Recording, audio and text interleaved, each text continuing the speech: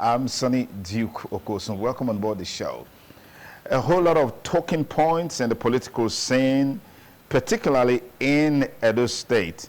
And at the national level, there are several issues dominating discussion. But let's give you a head start by beginning from home. As they say, charity must begin at home. We'll begin insight into some of the political stories that dominated discourse this week with the presentation of the 2025 budget. Edo State Governor Senator Monday Okpebholo on Tuesday presented a budget estimate of 605 billion naira for the 2025 fiscal year. The governor, while presenting the appropriation bill entitled Budget of Renewed Hope for a Rising Edo at the hallowed chambers of the Edo State House of Assembly, revealed that the proposed budget reflects a 25% increase from the 2024 budget. Okpebholo disclosed that 223 billion or 37% of the total 605 billion naira budget would be dedicated to recurrent expenditure. The remaining 381 billion naira, which represents 3%, is allocated to capital projects. The budget is a product of extensive consultations and embodies his administration's commitment to achieving its 5-point agenda on security, infrastructural development, healthcare, food sufficiency, and education. Okpebholo emphasized the administration's focus on road infrastructure with 162 billion naira earmarked for road development across the state. We are aware of the critical needs to connect communities with multiple roads for rapid economic growth. The construction of the iconic Ramat Park flyover, the first of its kind in the state, marks a significant step towards transforming Benin City from an ancient city into a modern one. Under education, the governor highlighted the need for improvements across all levels, from primary to tertiary. He says we are committed to visiting the deplorable condition of our tertiary schools to support Ambrose Ali University AAU Ekpoma. 500 million naira monthly subvention has been earmarked for the 2025 to ensure its survival and continuous improvement in other tertiary institutions. That's certainly a big plus, some sort of reason for excitement at the Ambrose Ali University AAU Ekpoma. On insecurity, where we look at line plans to foster peace and harmony within the state. It says his administration has procured 20 patrol vehicles to assist security personnel in their duties, with plans to acquire more in the coming year. The ban on the Edo State vigilante has been lifted, according to him, reflecting his commitment to community safety.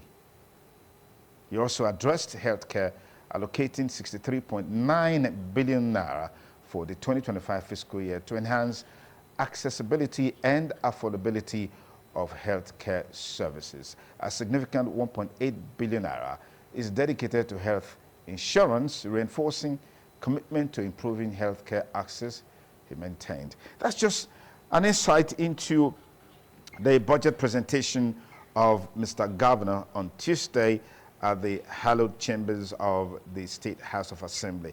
Let's look at other stories. We'll revisit that story on budget presentation much later in the course of the show. At the national level, a court has granted Yahaya Bello, former governor of Kogi State, bail and fixed February 24 for trial. The Federal High Court, sitting in Abuja on Friday, granted bail to the immediate past governor of Kogi State, Alhaji Yahaya Bello, to the tune of 500 million naira with two sureties in the like sum. The court, in the ruling, held that the ruling delivered by Justice Emeka Wite held that the sureties must be owners of landed properties in Abuja. And when I reflected on this story earlier this week, we saw Yahaya Bello walking free with his hands not in handcuffs, as it were. And that's a man who's alleged to have stolen over 80 billion naira, all right? And then you compare that to the treatment that Dele Farotimi, who is alleged to have made a publication that disparaged the person of Okpebholo and over some issues surrounding bribery in the judiciary, was in handcuffs when he was taken to court. Quite interesting. Okay, let's move on quickly. Bayelsa LP governorship candidate running mate resigned, seeks new platform.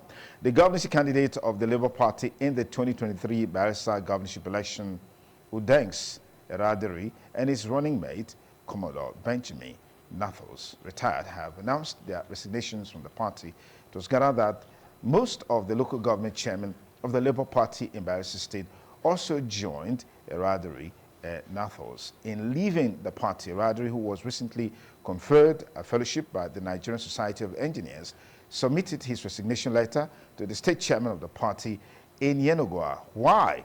Read more, learn more, know more for this decision. Let's move on to our next story.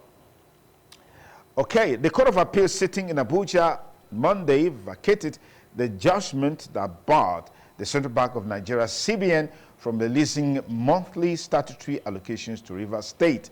A three-man panel of justices of the appellate court in a split decision of 2-1 held that the Federal High Court in Abuja lacked the requisite jurisdiction to entertain the suit. Of course, instituted a restraining order. Well, that should be some cheering news for Siminalayi Fubara, the governor of Rivers State, who has been in a tug of war, so to speak, with his former boss, talking about the federal minister of FCT, Nyesom Wike.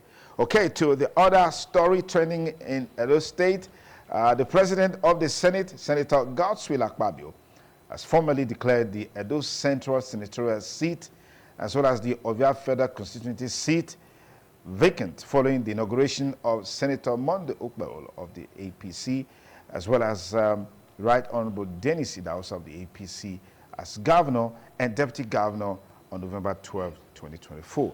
Declaration aligns with Section 68, subsection 1B of the 1999 Constitution. With that declaration of the seats vacant, it paves the way for new entrants into the National Assembly, both at the Edo Central Senatorial District level and the Ovia Federal Constituency level.